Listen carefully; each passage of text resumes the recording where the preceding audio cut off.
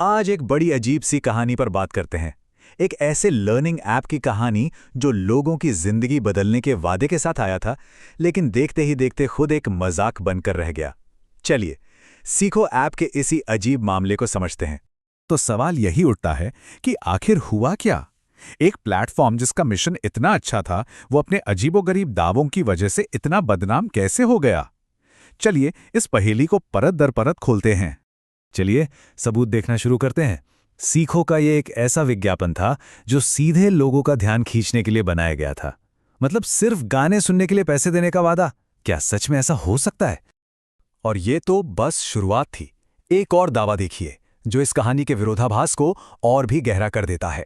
चलिए, अब इस मामले की तह तक चलते हैं और देखते हैं कि ये सब आखिर शुरू कहां से हुआ। तो चलिए, कहानी को थोड़ा रिवाइंड करते हैं, क्योंकि हर बड़ी कहानी की तरह इसकी भी एक शुरुआत थी। और सच कहा जाए तो इसकी शुरुआत काफी शानदार थी। 2020 का वो लॉकडाउन वाला टाइम याद है, जब सब लोग घर पर थे, नौकरियों का कोई भरोसा नहीं था और हर तरफ से बस एक ही आवाज आ रही थी, कुछ नया सीखो, कोई नई स्किल सीखो।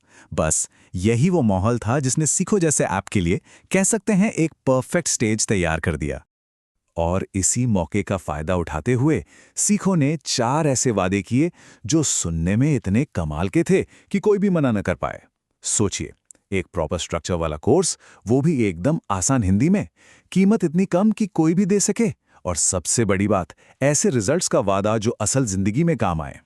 और ये आइडिया सिर्फ लोगों को ही पसंद नहीं आया, बड़े बड़े इन्वेस्टर्स को इसमें इतना दम लगा कि उन्होंने इसमें लाखों करोड़ों डॉलर लगा दिए। और जब इतना पैसा लगता है तो जाहिर है कंपनी की एक इमेज बनती है, एक भरोसेमंद, एक सीरियस कंपनी की इमेज। और नतीजा, देखते ही देखते ऐप आसमान छूने लगा। एक टाइम पर तो इनके 20 लाख पेड सब्सक्राइबर्स थे। मतलब बाहर से जो भी देख रहा था उसके लिए तो ये एक जबरदस्त सक्सेस स्टोरी थी। लेकिन जैसा कि अक्सर होता है, जो बाहर से दिखता है वो हमेशा सच नहीं होता। तो चलिए अब इस चमक दमक के पीछे की हकीकत देखते हैं कि ऐप के अंदर यूजर्स को असल में मिल क्या रहा था। तो यहीं पर कहानी का सबसे बड़ा ट्विस्ट आता है। वादा और हकीकत के बीच जमीन आसमान का फर्क था। वादा किया गया था कि एक मजबूत स्किल्स की इमारत खड़ी की जाएगी, पर असल में यूजर्स के हाथ आई सिर्फ रेत की एक खोखली नींव। और इसका ना एक बड़ा अजीब साइकोलॉजिकल असर हुआ। यूजर्स को ऐप चलाते हुए लगता कि अरे वाह, हम तो कितना कुछ सीख रहे हैं, कितना प्रोडक्टिव महसूस हो रहा है। लेकिन जब महीना खत्म होता और वो पीछे मुड़कर देखते तो असल जिंदगी में कोई फर्क नजर ही नहीं आता था। ये एक तरह का मीठा धोखा था जिसका अंजाम सिर्फ निराशा ही होना था। और यहां से कहानी एक बहुत ही अजीब मोड़ लेती है। देखिए, जब किसी कंपनी का प्रोडक्ट काम नहीं करता तो वो उसे सुधारती है, पर सीखो ने ऐसा नहीं किया। उन्होंने प्रोडक्ट को सुधारने के बजाय मार्केटिंग पे और भी ज्यादा पैसा झोंक दिया, और उनके विज्ञापन इतने भ्रामक हो गए कि यकीन करना मुश्किल है। चलिए देखते हैं। अब जरा इनके कुछ विज्ञापनों पर गौर कीजिए। एक में दावा किया गया है कि ज्योतिष की मदद से आप न सिर्फ 15 लाख का कर्ज उतार सकते हैं, बल्कि करोड़ोंपति भी बन सकते हैं। मतलब ज्योतिष और फाइनेंस का ये कैसा कॉम्बिनेशन है। एक और कमाल का विज्ञापन था जिसमें सिर्फ 7 दिनों में फर्राटेदार अंग्रेजी सिखाने का वादा था। और सबसे मजेदार बात पता है क्या थी? वो पूरा का पूरा ऐड खुद हिंदी में था। मतलब ये कोई मजाक चल रहा था। और ये वाला ऐड तो उनकी पूरी स्ट्रैटेजी को सामने रख देता है।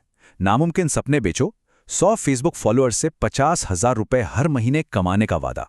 ये साफ साफ लोगों की फाइनेंशियल मजबूरी का फायदा उठाने जैसा था। तो पैटर्न साफ है ना? उनकी मार्केटिंग एक मकड़ जाल की तरह थी। लोगों की हर एक असुरक्षा, हर एक सपने को टारगेट किया गया। रातों रात अमीर बनना है, ये रहा ऐड। इंस्टाग्राम पर वायरल होना है, उसके लिए भी ऐड है।